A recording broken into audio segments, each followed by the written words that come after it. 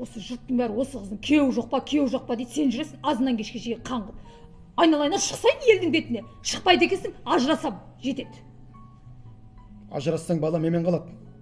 Неменеге сенімен қалады екен? Себебі менімен қалатын болса, ол өз туысқандарымен бірге қалады. Өзінің бауырларымен бірге қалады.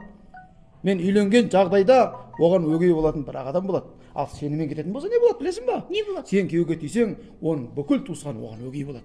Сен жалғыз ғана оған жақын боласың. Сені туған баланың өзі оған өгей болады, түсіндің ба? Сол үшін менімен қалады. Басымды ауыртпашы, мен туған шешесің ғой, менімен қалады. Менімен қалады. Неменеге менімен қалады? Менімен қалады. Сонда мен кіммен қалам? Сен менімен қаласың сен. Сен өзің бір үлкенсің ғой. Онда мен жеңшеммен қалам. Неге? Вот тамақ істеп береді ғой жеңшем маған. Мен де жеңгеңмен қалам. Ажыраспаймын мен.